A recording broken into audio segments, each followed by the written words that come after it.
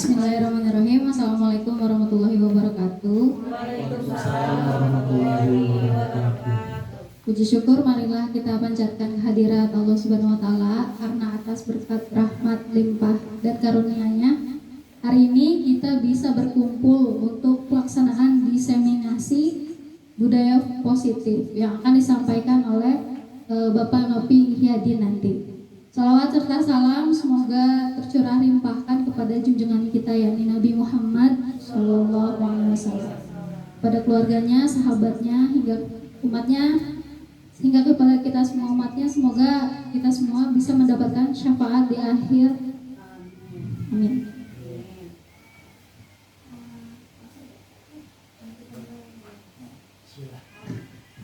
Sebelum memulai, marilah kita buka acara hari ini dengan pembacaan basmalah. Bismillahirrahmanirrahim. Selanjutnya langsung saja penyampaian materi dari Bapak Nopi Ihyadin SIP GR tentang budaya positif. Kepada Bapak Nopi dipersilakan. Baik, terima kasih Ibu Ria selaku moderator yang telah membuka acara diseminasi ini.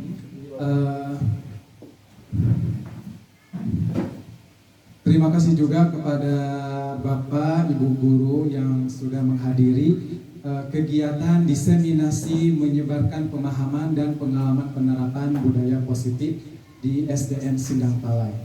Ya. Untuk itu, ini sebenarnya diseminasi merupakan tugas dari CGP Angkatan 10 Kabupaten Sukabumi. Kita sebagai CGP harus menyebarkan pemahaman dan pengalaman penerapan budaya positif di sekolah masing-masing. Untuk itu, saya mengucapkan terima kasih kembali kepada guru-guru yang bisa menghadiri acara kegiatan diseminasi. Untuk itu kita akan awali dengan sebelum ke materi, kita akan awali ada sesuatu yang harus kita perhatikan dulu ya Bu ya.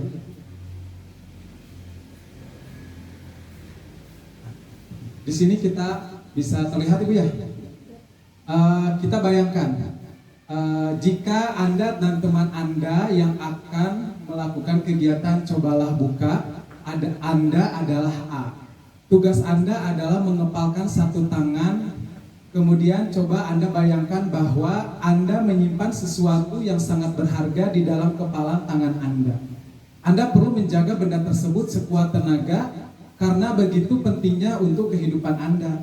Kemudian untuk tugas B, rekan Anda adalah mencoba dengan segala cara untuk membuka kepalan tangan Anda.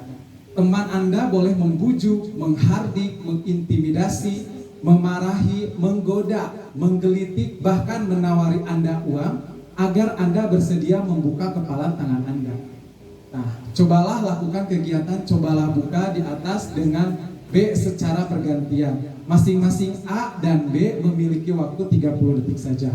Nah, sesudah itu diskusikan kegiatan ini dan coba jawab pertanyaan-pertanyaan di bawah ini secara mandiri dan didiskusikan kembali dengan rekan Anda. Bandingkan jawaban Anda apakah berbeda atau sama. Bila mana berbeda, kira-kira mengapa? Untuk pertanyaan yang nomor 1, apakah Anda atau B membuka kepalan tangan Anda? Mengapa? Apa alasan Anda atau B membuka kepalan Anda tersebut? Kemudian yang kedua, apakah Anda atau B menutup kepalan tangan Anda? Mengapa? Apa alasan Anda atau B tetap menutup kepalan tangan Anda? Dan yang ketiga, dalam kegiatan ini sesungguhnya siapa yang memegang kendali atau kontrol untuk membuka atau menutup kepalan tangan Anda? Nah, sekarang kita coba dengan rekan sebelahnya. Boleh? Yang satu mengepalkan tangan, yang satu mencoba untuk membukanya. Nah, itu bagaimana kalian melakukan kepalan tangan itu dengan sekuat tenaga, yang satunya ingin membuka. Nah, nanti di situ apa yang Anda rasakan jika si kepalan tangan itu dibuka oleh teman Anda? Apabila si kepalan tangan itu terbuka, bagaimana perasaan Anda? Coba lakukan dengan teman sebelahnya, Bu, Bapak Ibu. Ya. Sekarang misalkan Bu Ria sama Bu Heni. Bu Ria sebagai pembuka kepalan tangannya. Tangan Bu Heni. Ya, so coba yang satu membuka, yang satu tetap mengepal. Nah, itu kenapa guru ingin membuka? Kenapa guru ingin mengepalkan tangannya? Nah, itu coba. Ya. Coba bisa dijawab untuk pertanyaan nomor satunya, coba. Siapa kira-kira yang mengapa alasan Anda membuka kepalan tangan? Nah, misalkan Bu Ria sama Bu Heni, Bu Heni sebagai pembuka kepalan tangan dan Bu Dia sebagai yang menutup kepalan tangan. Nah, gitu. Nah, yang menutup, yang mengepal. Ya sudah, Kopi. Oke, siap. Oh ya, silakan Pak Risman. Ya, barusan sudah mencoba dengan Bulina saya bergantian dan Bulina saya tawari uang, Kopi. Saya juga paksa barusan, tapi tangannya tidak terbuka. Jadi jawaban yang A, apakah membuka? Tidak. Kenapa? Karena mempertahankan sesuatu yang ada di kepalan tangan. Sedangkan yang B tetap menutup. Yaitu mempertahankan. Jadi bagaimanapun usahanya akan dipertahankan. Sudah dibujuk, sudah di sekuat tenaga barusan juga tidak terbuka, begitu. Ya, betul sekali. Karena kita yang sebagai pembuka itu bagaimana, apa sih gitu yang ada di kepalan itu, kenapa sih si A atau B tersebut mengepalkan tangan tidak bisa terbuka, itu kenapa? Berarti kan ada sesuatu yang dipertahankan. Nah, itu berarti ada dua. Nah, untuk yang pertanyaan nomor 3, siapa sih yang mengendalikan, yang memegang kendali atau kontrol? Si A atau si B? Kira-kira diri sendiri. Iya. Tergantung kita sebagai apa. Apakah kita sebagai pembuka, pasti dia akan mengontrol dirinya sendiri untuk membuka. Kemudian ada yang sebagai penutup, itu juga sama, dia untuk mempertahankan apa yang dia pertahankan. Nah, itu untuk filosofi yang pertama. Kita lanjut ke materi ya Bu ya. Nah, di sini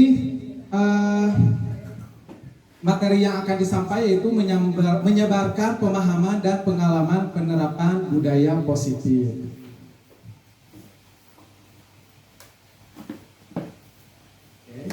Pengertian di sini, nilai-nilai kebajikan yang diyakini sehingga terbentuk menjadi kebiasaan di sekolah yang berpihak pada murid. Kemudian untuk tujuannya agar murid berkembang menjadi pribadi yang bertanggung jawab, kritis dan penuh hormat.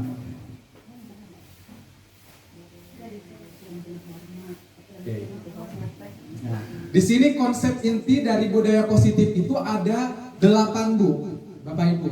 Yang pertama, perubahan paradigma belajar. Yang kedua, disiplin positif. Yang ketiga, nilai-nilai kebajikan. Yang keempat, kebutuhan dasar manusia. Yang kelima, motivasi perilaku manusia. Yang keenam, peran kontrol guru. Yang ketujuh, keyakinan kelas. Dan yang kedelapan, segitiga restitusi. Nanti masing-masing konsep inti ini kita akan jelaskan. Kita lanjut. Untuk yang pertama ini ya, perubahan paradigma belajar. Pembelajaran dengan paradigma baru merupakan pembelajaran yang dirancang berdasarkan prinsip pembelajaran berdiferensiasi. Berdiferensiasi apa gimana? Apa? Berdiferensiasi itu? Berbeda. Nah, sehingga para peserta didik belajar sesuai kebutuhannya berdasarkan tahap perkembangannya. Tujuan utamanya yaitu mewujudkan profil pelajar Pancasila. Nah, Bapak Ibu, kalau profil pelajar Pancasila itu ada berapa dimensi? Ada 6. Yang pertama apa Bu? Beriman, bertakwa kepada Tuhan Yang Maha Esa dan berakhlak mulia. Yang kedua,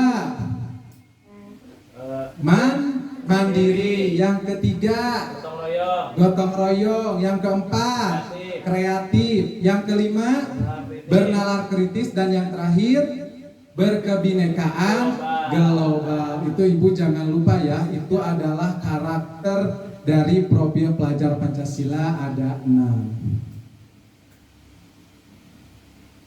Oke. Perubahan paradigma belajar di sini paradigma lama. Nah, di sini ada paradigma lama dan paradigma baru. Untuk yang paradigma lama itu menempatkan siswa sebagai objek dalam pembelajaran sehingga guru yang aktif atau yang disebut teacher center. Kebutuhan semua murid adalah sama. Perilaku buruk sebagai suatu kesalahan guru bisa jadi kendali untuk muridnya.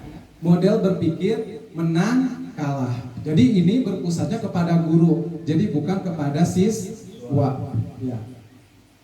Kemudian untuk paradigma barunya, siswa aktif dalam menemukan pembelajaran yang bermakna bagi dirinya sendiri sehingga lebih aktif, yaitu sering disebut dengan student center. Ini berarti berpihak pada murid. Kebutuhan setiap murid berbeda-beda. Setiap perilaku memiliki tujuan, setiap orang hanya dirinya yang bisa mengontrol dirinya. Sendiri model berpikirnya menang-menang, berarti tidak ada menang kalah kalau di paradigma baru itu. Karena kan kita berpusat pada siswa.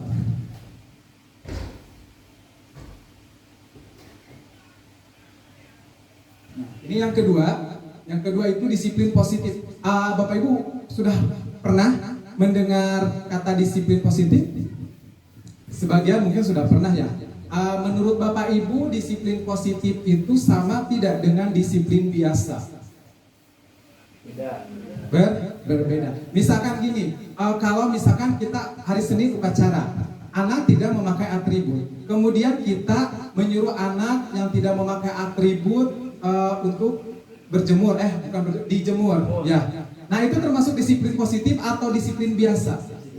Disiplin biasa, karena di dalam disiplin positif itu kita tidak ada yang namanya hukuman ataupun yang namanya penghargaan juga tidak ada sebenarnya. Nah kita kan mungkin Bapak Ibu masih sering ke anak dan masih melaksanakan itu ya, disiplin itu. Dikirain kita kan berpikirnya bahwa dengan menegur anak, menghukum anak itu kan merupakan disiplin untuk anaknya. Ternyata itu salah.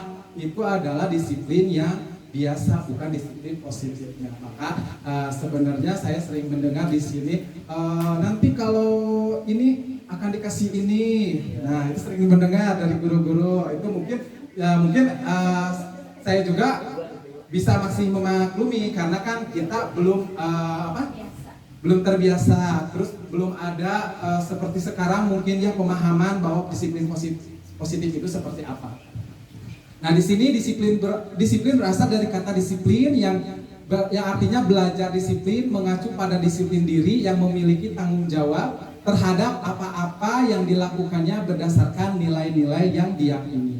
Kemudian disiplin positif merupakan salah satu cara penerapan disiplin yang bertujuan menumbuhkan kesadaran serta memberdayakan murid tanpa imbalan, penghargaan, ancaman atau hukuman. Nah, di sini kan tadi saya katakan bahwa disiplin positif itu tidak ada imbalan, tidak ada penghargaan, tidak ada hukuman ataupun ancaman. Nah, di kita memang masih itu ya, masih sering mendengar dan dilakukan karena kan kita berpikirnya bahwa dengan ancaman, hukuman, penghargaan bahwa si peserta didik itu akan bukan mengerti apa yang namanya tuh nurut. Nah itu kan kebanyakan seperti itu kan, di kelas kita masih menerapkan itu. Kemudian peran guru terhadap disiplin positif nih. Sebagai pendidik, tujuan kita adalah menciptakan anak-anak yang memiliki disiplin diri sehingga mereka bisa berperilaku dengan mengacu pada nilai-nilai kebajikan universal dan memiliki motivasi intrinsik bukan ekstrinsik. Jadi di sini maksud motivasi intrinsik itu siswa melakukan sesuatu itu tidak dengan adanya hukuman atau penghargaan, akan tetapi tumbuh dalam diri sendiri. Jadi kalau dikatakan itu mungkin tanggung jawab. Nah gitu. Jadi kita melakukan sesuatu itu karena kita kesadaran diri sendiri, bukan karena ada hadiahnya, karena ada hukumannya gitu kan. Nah, jadi motivasi itu harus dimunculkan, itu motivasi intrinsik. Itu berasal dari dalam diri kita sendiri.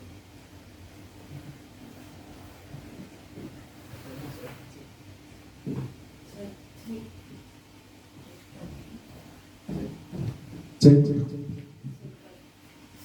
Kita lanjut ya Bu. Nah, di sini kita ke poin ketiga yaitu nilai-nilai kebajikan. Nilai-nilai kebajikan tertuang dalam profil pelajar Pancasila. Yang tadi itu Bu, yang terdiri dari 6 dimensi atau 6 elemen yaitu berakhlak mulia, berkebinekaan global, mandiri, gotong royong, bernalar kritis, dan kreatif. Jadi tujuannya itu kita menumbuhkan semua karakter profil pelajar Pancasila.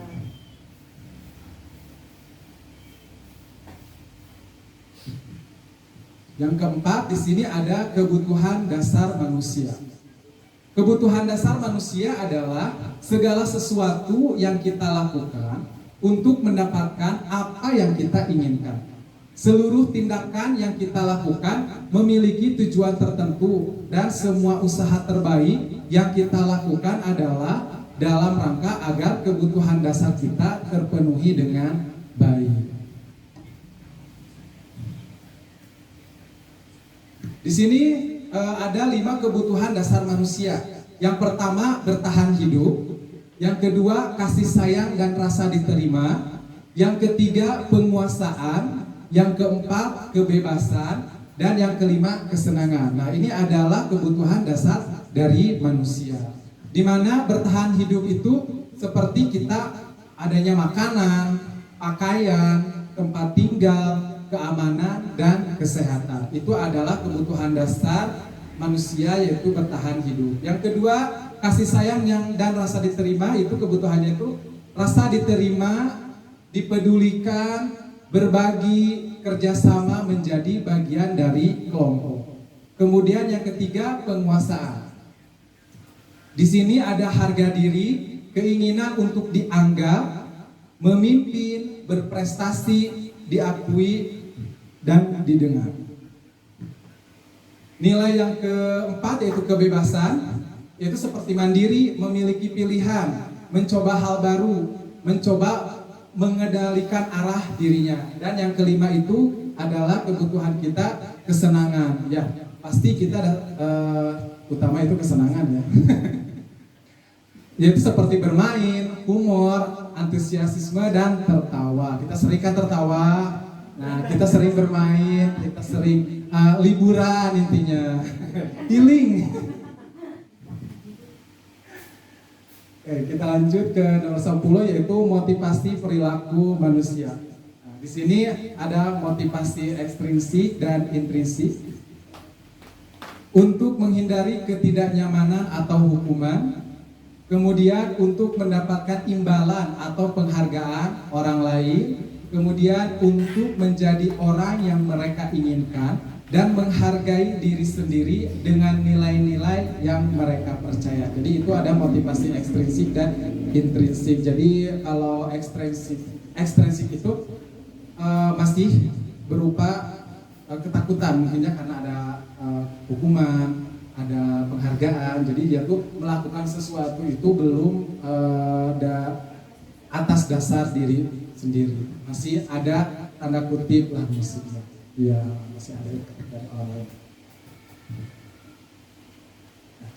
Di sini penumbuhan motivasi dapat dilakukan dengan cara ada 3 Bu. Ada hukuman, ada konsekuensi, dan restitusi. Hukuman tidak terencana atau tiba-tiba. Kemudian murid tidak dilibatkan. Bersifat satu arah dan berupa hukuman fisik dan psikis. Berarti ini kalau ada sesuatu dihukum, kalau melanggar aturan dihukum. Kemudian di sini ada konsekuensi. Konsekuensi itu terencana, disepakati sesuai peraturan. Kemudian murid tetap dibuat tidak nyaman. Sikap guru selalu memonitor murid. Nah, di sini juga masih ada ya terasa hukumannya ya, karena kan konsekuensi itu sebagian dari apa yang kita langgar, akibat yang kita langgar. Kadang-kadang kita berbicara kepada siswa yang melanggar aturan, nanti kamu ini ya, misalkan kamu terlambat, konsekuensinya kamu bersihkan WC atau gimana. Nah, itu masih konsekuensi. Kemudian ada restitusi. Nah, restitusi ini proses menciptakan kondisi bagi murid untuk memperbaiki kesalahan. Proses kolaboratif yang mengajarkan murid untuk mencari solusi sendiri. Nah, kalau untuk restitusi ini, jadi kita tidak semata-mata menyalahkan si siswa yang melanggar tersebut, tapi kita diajak diskusi, diajak memvalidasi apa sih, kenapa sih melakukan kesalahan itu. Nah, kemudian nanti apa yang sudah dilanggarnya itu. Nah, nanti kita bersama siswa itu mencari solusinya, ya, menanyakan keyakinannya.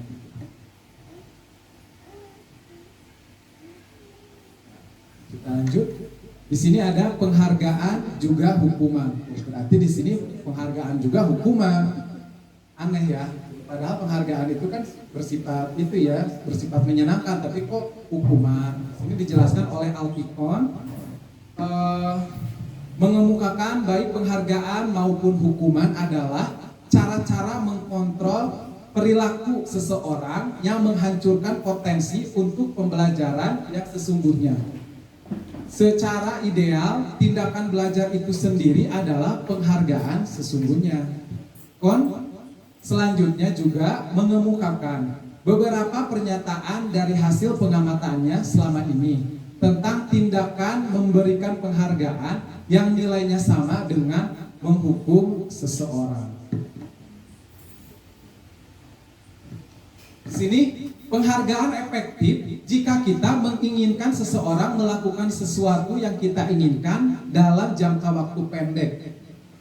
Kemudian jika kita menggunakan penghargaan lagi dan lagi, maka orang tersebut akan tergantung pada penghargaan yang diberikan serta kehilangan motivasi dari dalam. Nah, sekarang kita kalau di kelas, kalau anak ingin mengerjakan sesuatu dengan imbalan, misalkan kita pernah kan ya di kelas, kalau misalkan mengerjakan ini akan dinilai, akan mendapatkan permen. Nah itu kalau misalkan satu kali sih mungkin nggak apa-apa ya, tapi kan anak berpikirnya nanti aja saya akan mengerjakan sesuatu kalau dikasih hadiah oleh guru. Nah itu kan jadi ketergantungan, jadi tidak ada motivasi intrinsik dari dirinya. Jadi mengerjakan sesuatu tidak harus dengan ada penghargaan dulu baru mengerjakan. Tapi kalau tidak ada penghargaan dari guru, mungkin si siswanya itu masih malas-malasan gitu. Jadi seperti itu.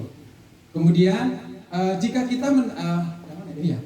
kita mendapatkan penghargaan untuk melakukan sesuatu yang baik, maka selain kita senantiasa berharap mendapatkan penghargaan tersebut lagi, kita pun menjadi tidak menyadari tindakan baik yang kita lakukan. Nah, kita berarti di sini kalau misalkan kita terus-terusan melakukan penghargaan itu ya kepada anak, kita juga tidak sadar. Mungkin yang kita lakukan memang baik lah, bagus ya menurut kita, tapi ternyata itu tidak benar kalau dilakukan secara terus-menerus.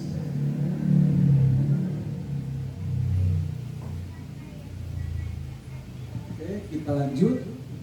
Ketika seorang diberi penghargaan atau dipuji di depan orang banyak, maka yang lain akan merasa iri. Nah, dan sebagian dari mereka akan tidak menyukai orang yang diberikan penghargaan tersebut. Pernah terjadi tidak di sekolah di kelas kita? Kita selalu memberikan A ke si A. Akan tetapi murid-murid yang lain tidak kebagian. Itu kan akan membuat iri kan? Nah, misalkan sebenarnya gini, kita kalau pulang, kalau yang bisa perkalian boleh pulang. Nah, itu termasuk kan? Pasti akan iri bagi yang belum bisa. Kalau yang belum bisa nggak bisa jawab terus, berarti nggak pulang-pulang berarti ya.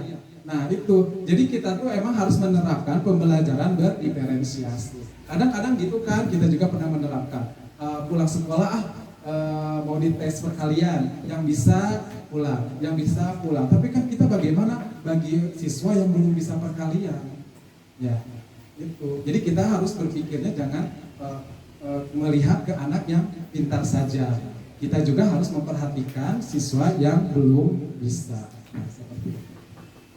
Di sini, jika seorang guru sering memberikan penghargaan kepada murid-muridnya, besar kemungkinan murid-muridnya termotivasi hanya untuk menyenangkan gurunya. Nah, terbukti kan di sini kalau kita selalu memberikan penghargaan kepada anak, pasti anak tuh ingin menyenangkan guru saja. Mereka tidak akan bersikap jujur kepada guru tersebut. Nah gitu, nanti kita akan disalahgunakan ya kebaikan kita oleh mereka. Nah, kita lanjut. Penghargaan menciptakan persaingan di dalam kelas dan persaingan menciptakan kecemasan. Nah ini kenapa kita pada tahun 2022 ya kita mulai kurikulum Merdeka tuh. Kenapa tidak ada apa? Kalau rapat itu tidak ada ranking. Nah itu bisa masuk ke sini, menciptakan persaingan di dalam kelas. Nah itu juga sama. Kenapa kita tidak ada ranking di kelas, cukup nilai saja ya. Nah ini berarti penghargaan menciptakan persaingan di dalam kelas dan persaingan menciptakan kecemasan. Tapi tetap ya Bu ya, masih susah ya sebenarnya itu kalau kita tuh menyamakan siswa. Masih susah gitu. Ya itu makanya budaya positif itu memang harus diterapkan gitu di sekolah tuh. Jadi paradigma lama dengan paradigma baru itu memang harus berubah. Harus berubah. Kemudian mereka yang percaya bahwa mereka tidak memiliki kesempatan untuk mendapatkan penghargaan akan berhenti mencoba. Nah ini tadi, bagi yang siapa yang tidak bisa menjawab perkalian pada saat pulang sekolah, berarti mereka berhenti mencoba, tidak memiliki kesempatan. Jadi kesempatan itu habis sama orang yang sudah bisa. Jadi menurut Bapak Ibu sampai ke sini terbuka ya pemikirannya ya tentang hukuman, tentang ancaman, gitu, penghargaan seperti apa di kelas itu ternyata tidak. Ya mudah-mudahan dari tadi materi yang kita sampaikan ada yang masuk di Ibu bisa menjadi pembelajaran. Kita ini yang 5 posisi kontrol. Oh iya. Oke. 5 posisi kontrol guru. Nah, di sini guru tuh mempunyai 5 posisi, Bu. Ada sebagai penghukum, kemudian sebagai teman, ada pembuat merasa bersalah, pemantau, dan manajer. Nah, sekarang saya tanya kepada Bapak Ibu, yang sering Ibu lakukan ini ada di posisi kontrol mana di kelas? Penghukum. Penghukum. Teman. Bisa.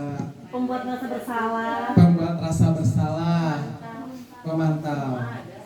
Semua ada ya. Pernah ya? Menghukum.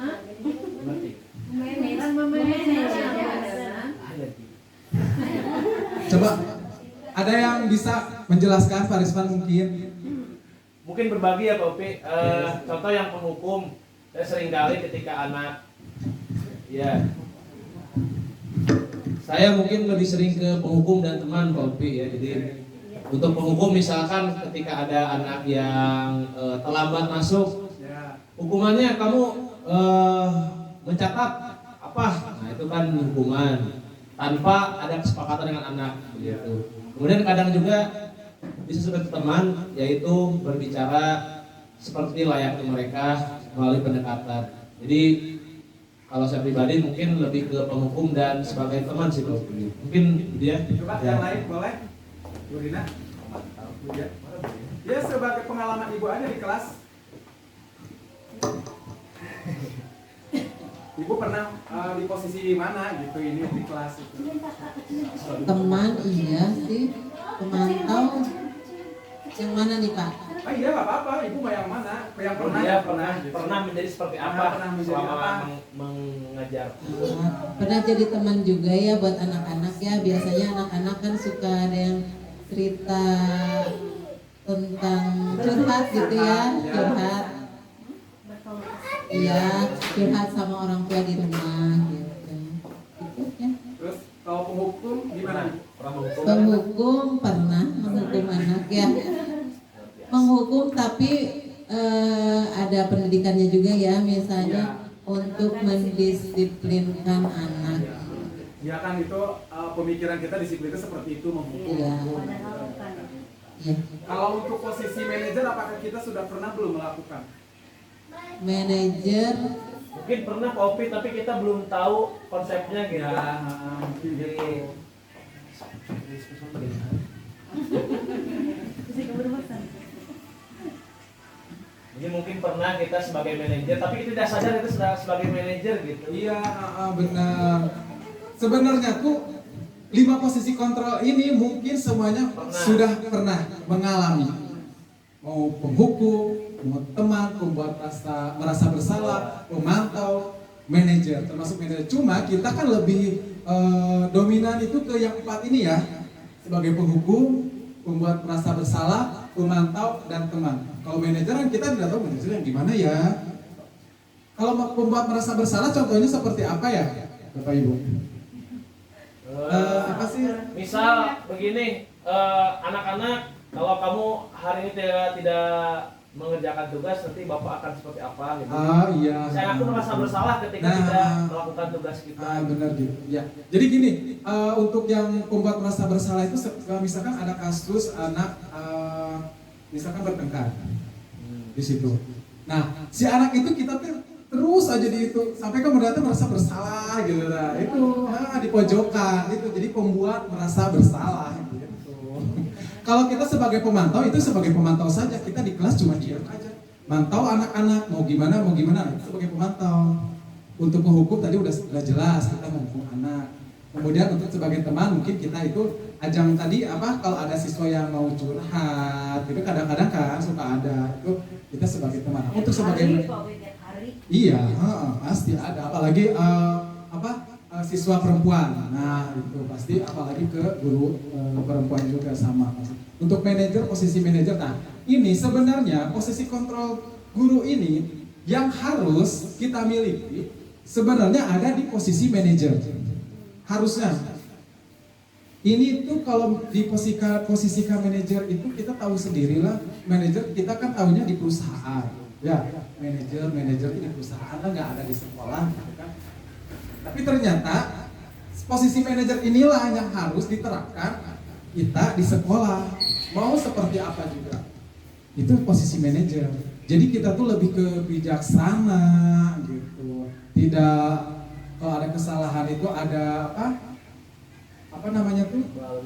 Melalui diskusi. Nah, seperti itu. Jadi kita jangan ujuk-ujuk gitu, menghakimi ya gitu. Ya, seperti itu.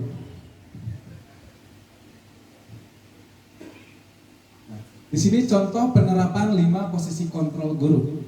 Kasusnya ini siswa tidak memakai atribut lengkap saat upacara bendera. Nah, di sini ada 2 posisi kontrol ya Bu ya.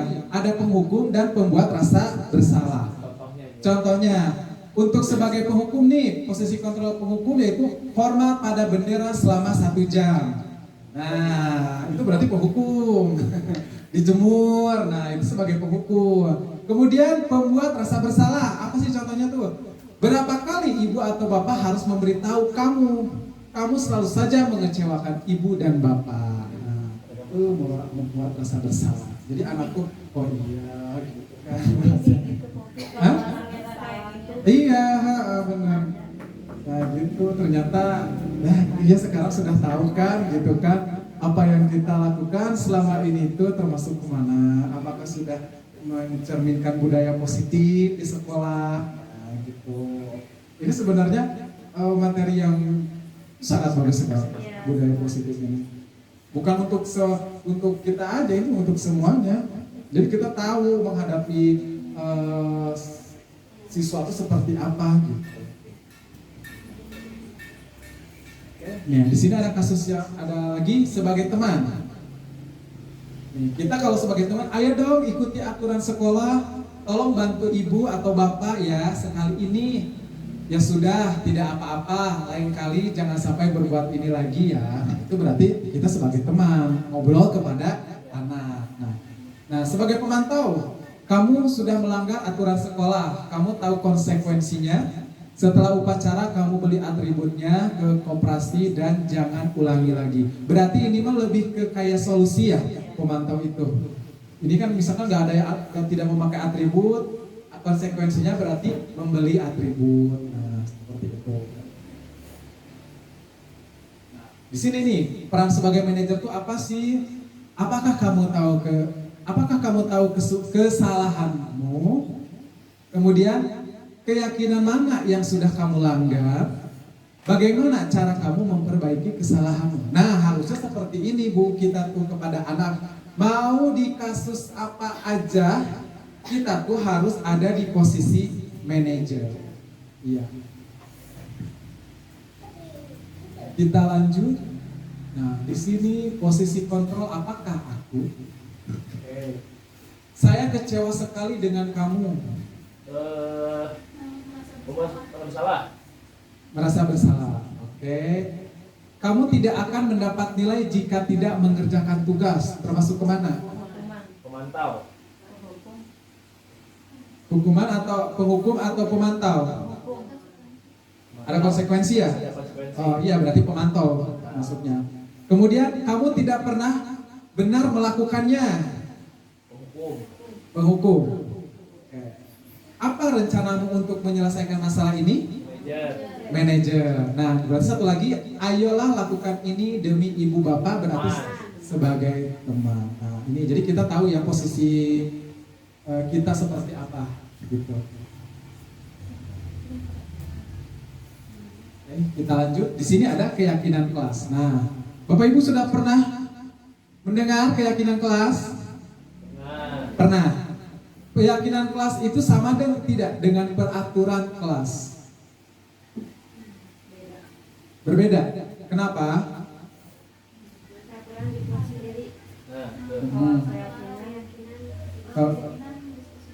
Oke, siap. Iya, boleh. Mengapa keyakinan kelas? Mengapa bukan peraturan kelas? Nah, di sini. Peraturan kelas atau kontrak belajar mencantumkan larangan-larangan dan sanksi-sanksi yang dapat menciptakan atmosfer yang kurang positif. Sedangkan keyakinan kelas, kesepakatan kelas yang diyakini bersama oleh guru dan murid selama proses pembelajaran. Nah, keyakinan kelas itu ternyata harus mengandung nilai-nilai positif. Keyakinan kelas itu di kelas tidak digunakan kalau misalkan anak melanggar, kalau keyakinan kelas itu tidak dihukum, akan tetapi kenapa mereka melanggar? Bertanggung jawabkah mereka terhadap keyakinan kelasnya? Nah, jadi lebih ke tanggung jawab kalau keyakinan kelas itu. Kalau peraturan kelas itu udah jelas ya, kalau melanggar berarti dihukum. Itu peraturan kelas. Perbedaan peraturan kelas dan keyakinan kelas itu. Nah, kita nanti juga di kelas nih harus menerapkan keyakinan kelas tapi bukan peraturan kelas. Pembentukan keyakinan kelas bersifat abstrak, kemudian berupa pernyataan universal, dibuat dalam pernyataan positif, sedikit kata agar mudah diingat, sesuai dengan kondisi kelas dan sekolah hingga mudah diterapkan.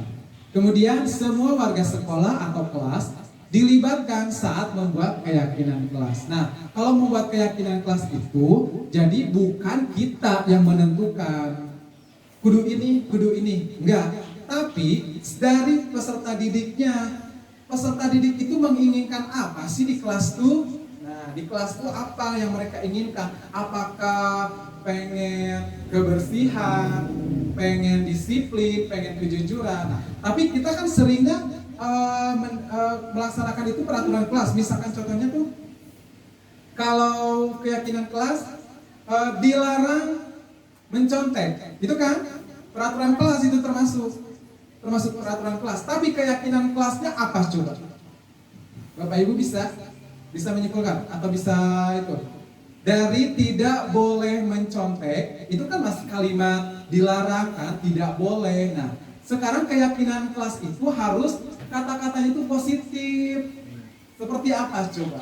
kalau tidak boleh mencontek? Contoh, Contohnya? dilarang membuang sampah sembarangan. Ya, itu kan masih Nah, peraturan. diganti jadi Diganti. buanglah sampah pada tempatnya. Boleh. Bisa ada lagi nggak?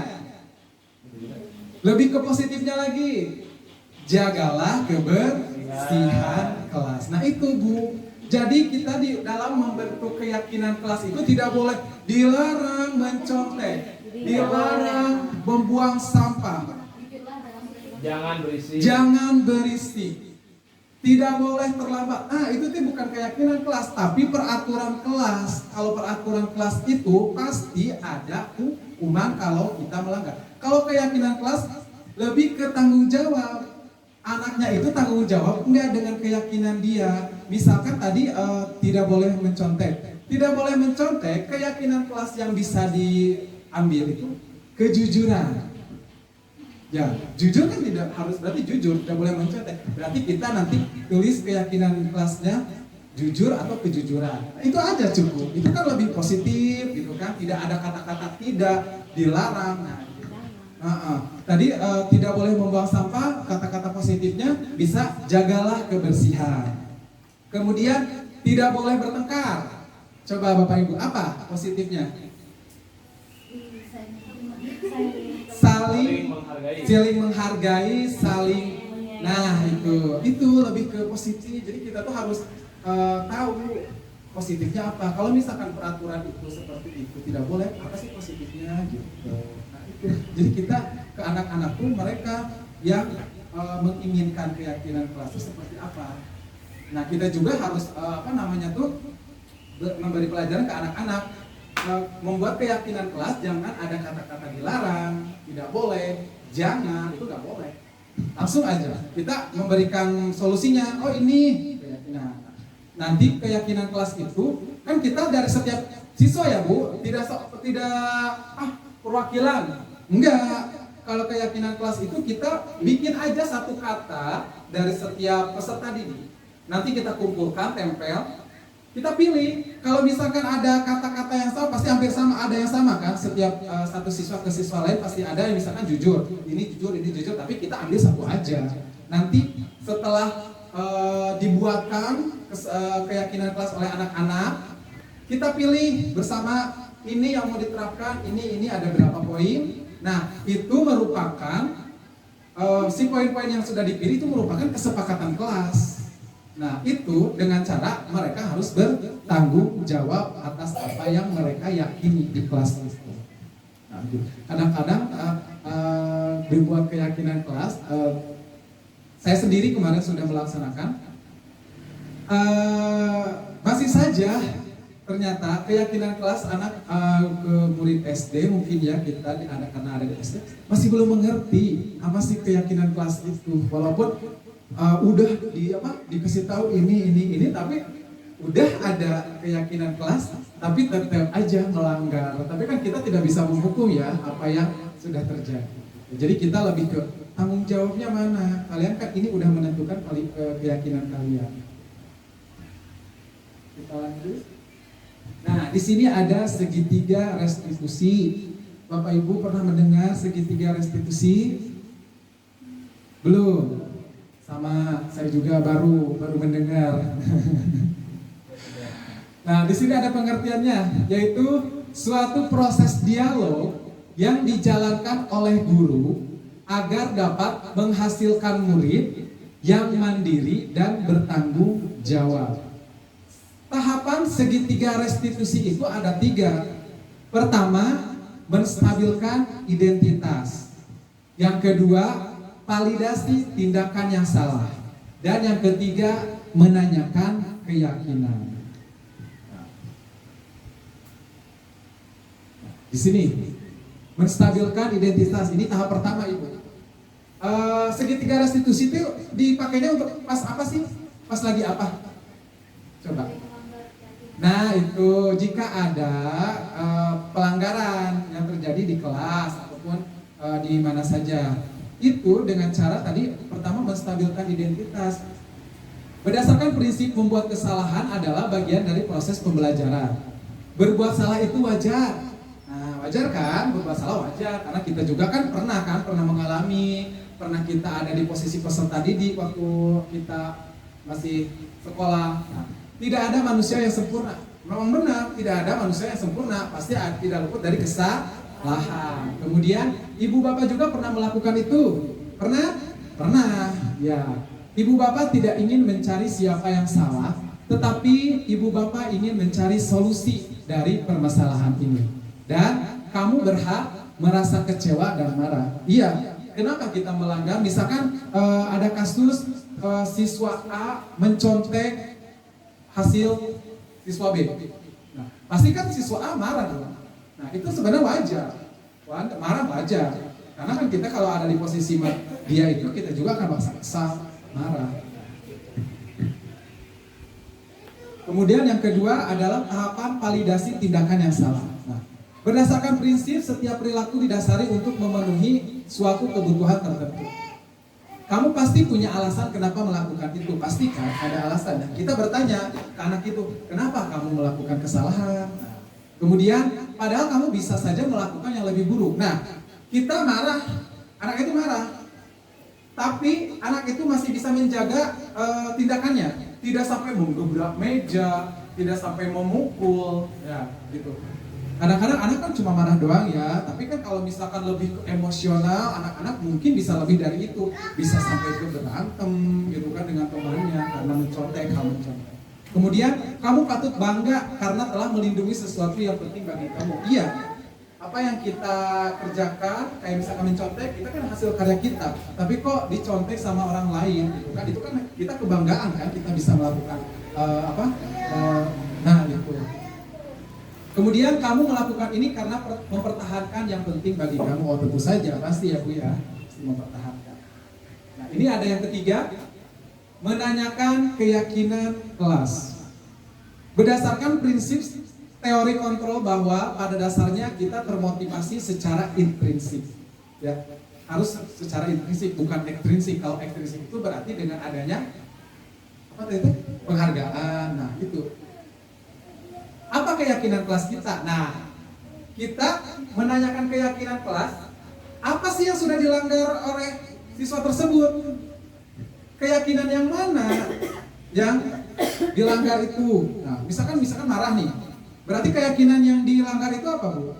Kalau marah ke temannya.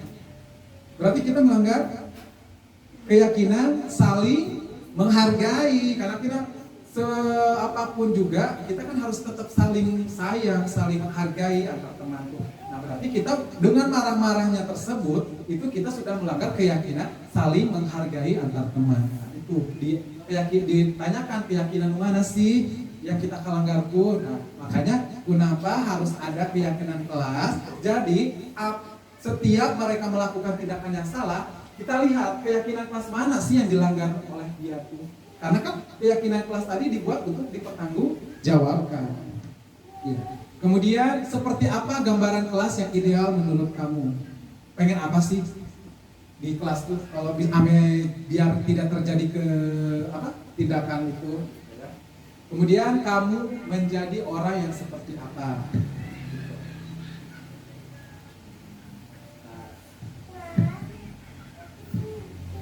Untuk contoh penerapan keyakinan kelas dan segitiga restitusi mungkin saya bisa tayangkan, boleh ya Bu ya? Di sini contoh penerapan keyakinan kelas dulu ya Bu ya.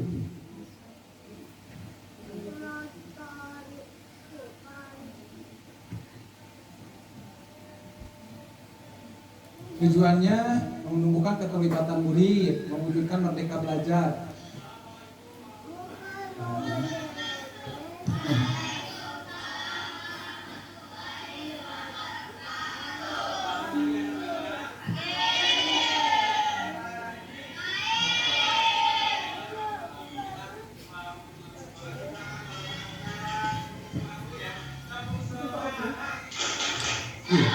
Jadi contoh penerapan yang sudah saya lakukan kemarin di kelas.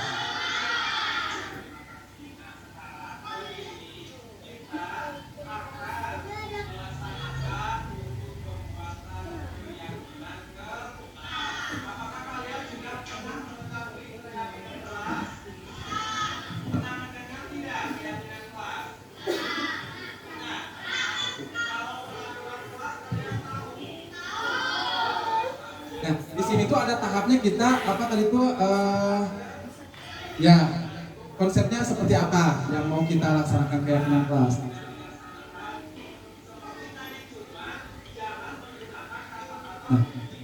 Nah, ini kita tidak boleh menggunakan kata-kata yang negatif. Misalkan tidak boleh, dilarang, jangan, gitu ya. Nah, pas ini saya tuh memberikan kertas untuk ditulis keyakinan apa saja yang mereka inginkan di kelas. Nah, ini udah cukup satu orang itu mungkin bisa satu kata atau bisa satu kalimat. Nah, setelah itu kita tempelkan. Nah,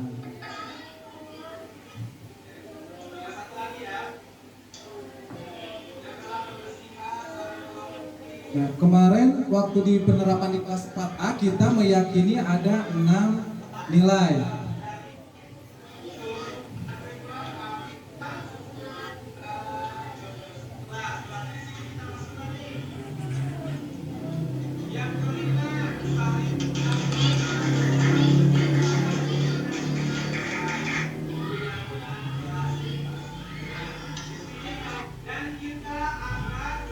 Nah, setelah keyakinan sudah disepakati, kita menandatangani ya dengan sederhana aja, ditulis apa keyakinannya ada berapa, kemudian siswanya tanda tangan di buku, kemudian kita tanda tangan juga. Jadi kita itu ini udah kesepakatan.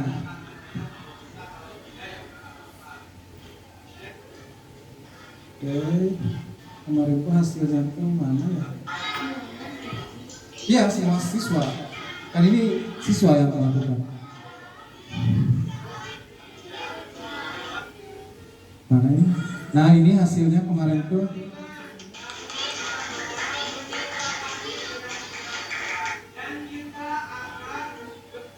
Mana ya? Nah, ini seperti ini, Bu. Bikin keyakinan kelasnya. Ini setiap siswa menempelkan di sini. Pokoknya seperti itulah. Nah, ini untuk keyakinan kelas. Kemudian kita akan coba contoh untuk penerapan restitusi ya. Restitusi kemarin kita contoh 2 kasus. Dan kasus 2 aja. Nah, ini Kania, saya contoh kasusnya Kania sering tidak masuk sekolah. Ini menstabilkan identitas itu berarti bertanya dulu apa gitu.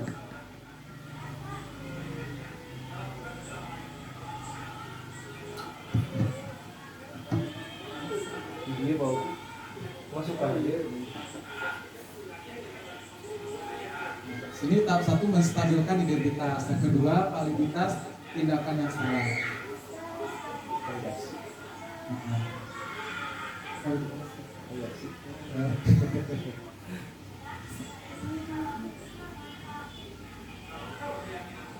Nah, ini menanyakan keyakinan apa sih yang dilanggar?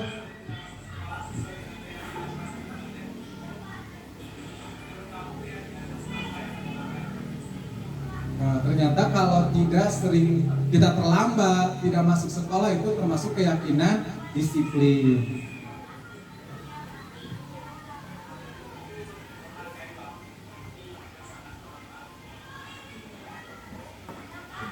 Jadi ini yang memberikan solusinya sebenarnya anaknya sendiri. Kamu melakukan itu, apa sih yang harus dilakukannya? Misalkan ini kan alasannya itu dia tuh tidur malam, main HP, bangunnya siang. Nah, berarti solusi yang dia harus bertanggung jawab terhadap kesalahannya harus apa? Berarti kan harus tidur cepat, kemudian bangun pagi gitu kan, seperti itu. Agar dia bisa masuk ke sekolah, tidak terlambat lagi.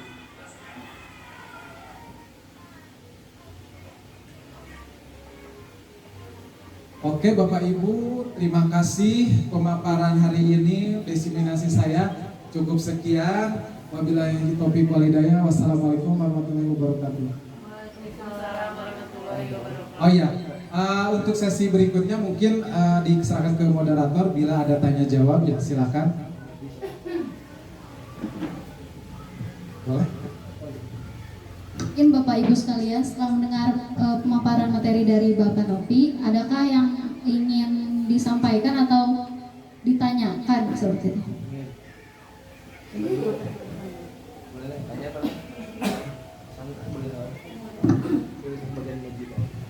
Assalamualaikum warahmatullahi wabarakatuh. Untuk Bapak Nopi, terima kasih atas pemaparan materinya yang sangat luar biasa. Hanya saja ada yang ingin saya sampaikan atau saya tanyakan mengenai tentang tadi keyakinan yang tadi dijelaskan. Ketika kita membuat keyakinan bersama anak-anak, kan sudah jelas ya, kita membuat bersama anak-anak gitu ya, menandatangani gitu.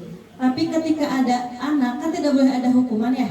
Ketika ada anak yang sudah melakukan keyakinan tersebut tapi tidak dilaksanakan gitu, kekeh gitu dia melanggar keyakinannya tersebut, apa yang harus kita lakukan gitu. Sedangkan dikasih tahu beberapa kali itu sudah, kamu harus ingat keyakinan yang udah kita buat gitu, tapi dia tetap seperti itu. Bagaimana ya Bu? Terima kasih.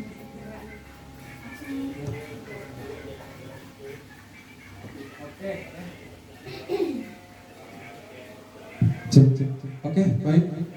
Terima kasih Bu Lina yang sudah bertanya bagaimana keyakinan kelas kita yang sudah dibuat, akan tetapi siswa masih melanggar secara terus-menerus. Dengan tadi itu Bu, kita melaksanakan segitiga restitusi. Kenapa sih dipanggil anaknya, berdiskusi dengan kita, ditanya kenapa sih kamu terus-menerus melakukan kesalahan itu? Padahal keyakinan kelas sudah jelas itu terbuat. Nah, nanti pasti kan ditanyakan keyakinan yang mana yang kamu langgar itu kan.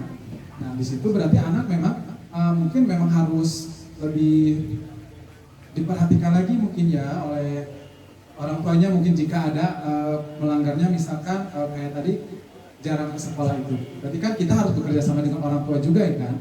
Tidak kita sendiri Ibu. Jadi kita harus koordinasi atau berkolaborasi dengan orang tua. Jadi tergantung keyakinan kelas apa yang dilanggarnya. Kalau misalkan kalau masih ada di lingkungan sekolah, mungkin kita akan berkolaborasi dengan kepala sekolah atau rekan sejawat yang lainnya.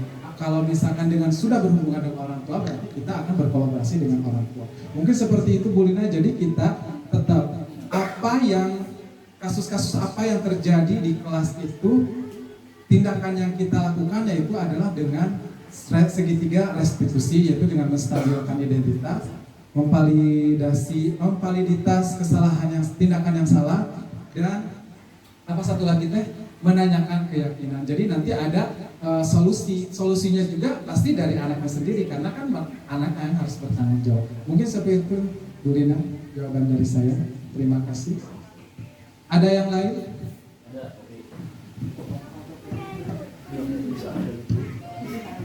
Baik, terima kasih atas waktunya. Sebetulnya saya ingin tidak akan bertanya karena sudah gamblang sekali apa yang disampaikan oleh Pak Nopi. Saya ingin memberikan apresiasi yang setinggi-tingginya buat Pak Nopi yang sudah membagikan ilmunya di guru penggerak. Apa yang disebut tadi dengan budaya positif, saya rasa itu sangat penting kita terapkan saat ini. Mungkin ketika kita berpikir menghukum budak gitu kayaknya, ketika dikasih konsentrasi kita kan mungkin dengan adanya yang disebut segitiga restitusi dan posisi kita sebagai manajer mungkin bisa kita terapkan dan nantinya terbentuk budaya positif di sekolah kita. Termasuk mungkin tadi ditanyakan oleh Bu Lina, bagaimana kalau tetap seperti itu ya, mungkin kita jangan bosan untuk terus melakukan restitusi begitu ya, karena mungkin awal-awal akan kesulitan, mungkin akan ada kesalahan juga dari kita, tapi dengan tadi disampaikan cukup jelas begitu. Mudah-mudahan materi yang disampaikan bisa bermanfaat dan pendidikan guru penggerak yang Pak Opi jalankan ini bisa berjalan dengan lancar. Itu saja mungkin yang bisa disampaikan. Terima kasih. Assalamualaikum warahmatullahi wabarakatuh. Waalaikumsalam warahmatullahi wabarakatuh.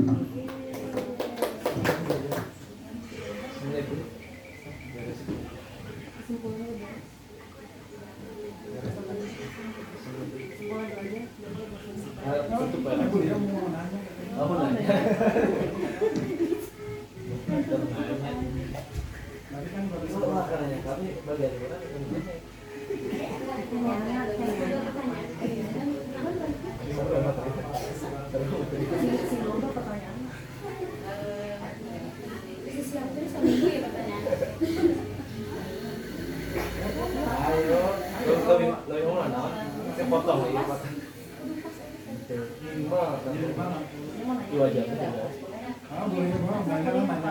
Kalau nggak bisa jawab Pak Ulman nanti saya yang Iya.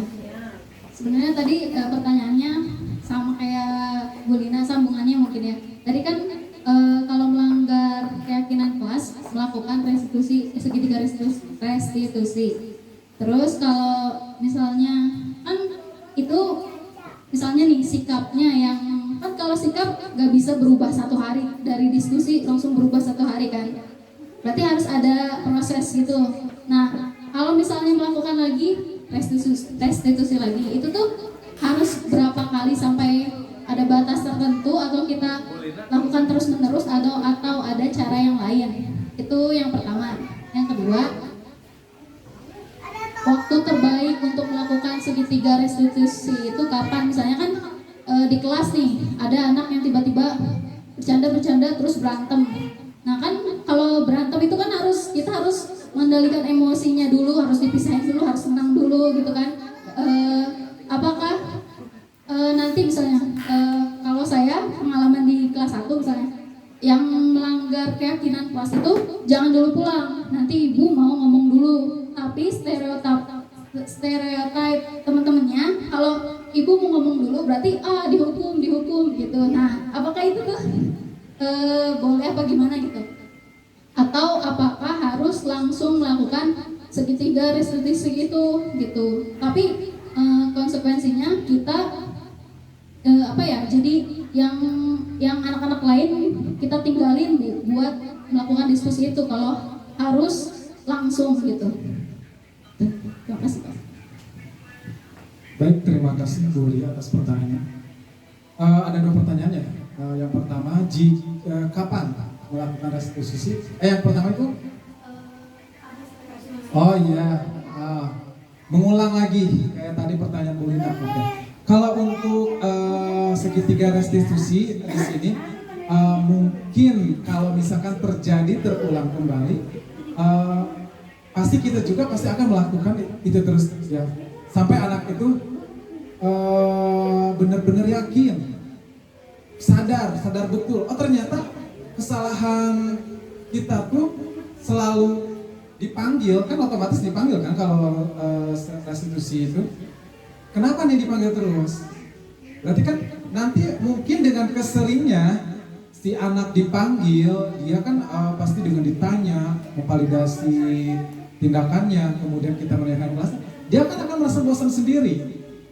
Mungkin dalam satu waktu, dalam hari itu, besoknya melakukan lagi, mungkin dalam dirinya masih belum terbentuk karakter kejujuran atau karakter apa ya,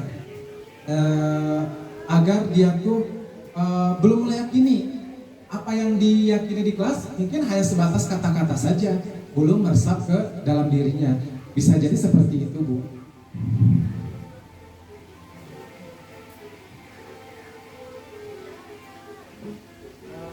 Kemudian untuk yang kedua, kapan waktu yang tepat?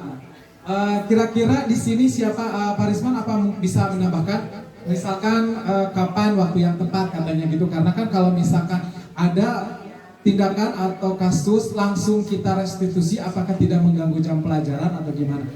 Boleh pendapat dari yang lain dulu.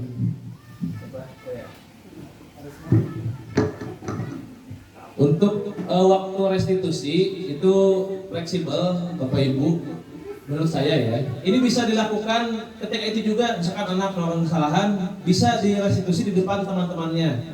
Yang jelas jangan sampai memojokkan. Yang jelas jadi keseluruhan anak-anak wajar kalau kita buat salah. Jadi semuanya nih. Kemudian lanjutkan tahap berikutnya. Adapun kalau misalkan harus lakukan sendiri gimana nih? misalkan ketika pulang sekolah ternyata malah diceng-cengin sama teman-temannya, mungkin bisa dilakukan di jam sekolah, misalkan ketika pas pelajaran PAI mungkin dipanggil, nah, paling ke kantor misalkan dengan sendirinya dan dilakukan di dalam kantor. Yang jelas kita hindari anak-anak itu dipojokkan gitu. Jadi ketika kita niatnya baik, anak-anak yang mungkin namanya anak-anak apalagi kelas 1, wah dihukum, nanti si anak itu merasa bersalah nanti. Nah, mungkin salah satu solusinya yang pertama tadi bisa dilakukan restitusi secara menyeluruh. Si anak di kelas ada yang mencontek nih, nah restitusi aja semuanya misalkan dalam kelas. Jadi anak-anak ini salah. Jadi ini kurang baik, harus seperti apa? Tanyakan semuanya, bagusnya seperti apa anak-anak. Nah, kalau misalkan masih seperti itu dan perlu pendampingan secara pribadi, harus tetap 4 mata misalkan. Dan ketika tadi kalau dipanggil pulang sekolah malah disangkanya dihukum, ya mungkin bisa mengambil waktu ketika misalkan jam-jam yang kosong aja, olahraga, jam agama, mungkin itu bisa seperti itu. Bisa juga kalau mungkin untuk kelas bawah, menurut saya kalau memang kasusnya agak berat, mungkin bisa melibatkan dengan orang tua mungkin agar lebih bisa kontrol. Itu mungkin tambahannya. Terima kasih.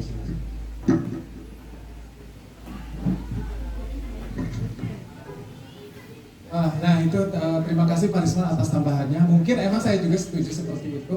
Dimana berarti Bu Ria nanti bisa melaksanakan restitusi itu di mana jam kosong saja mungkin ya, biar tidak mengganggu pelajaran yang sedang diajarkan. Kemudian pulang sekolah itu kan bisa sebenarnya, cuma kan namanya anak-anak ya pasti konotasi dipanggil guru itu pasti negatif kan, pasti si ini mah ini, si ini mah ini. Berarti bagaimana kita menghindari seperti itu. Terima kasih atas pertanyaan dari semua ibu bapak guru, dan terima kasih juga kepada Pak Risman yang sudah menambahkan apa yang sudah tidak bisa saya jawab. Kemudian terima kasih kepada guru-guru yang hadir untuk diseminasi ini. Terima kasih banyak-banyaknya saya ucapkan. Mungkin diseminasi ini cukup sekian ya Bapak Ibu, dikarenakan materi semua sudah tuntas dijelaskan, kita juga sudah melakukan tanya jawab, dan alhamdulillah mungkin ada yang terjawab, ada juga yang mungkin masih mengganjal, boleh dicari tahu lagi ke yang lain mungkin ya, atau juga nanti berada dalam keadaan yang lain juga. Diserahkan kembali kepada moderator. Terima kasih kepada pemateri yaitu Pak Nopi atas pemaparan materinya gitu. Semoga kita semua yang ada di sini gitu bisa memahami dan mempraktekkan pemahaman dan pengamalan budaya positif di kelasnya masing-masing gitu.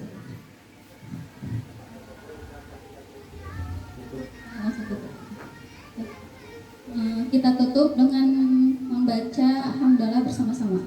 Alhamdulillahirrahmanirrahim. Wassalamualaikum warahmatullahi wabarakatuh.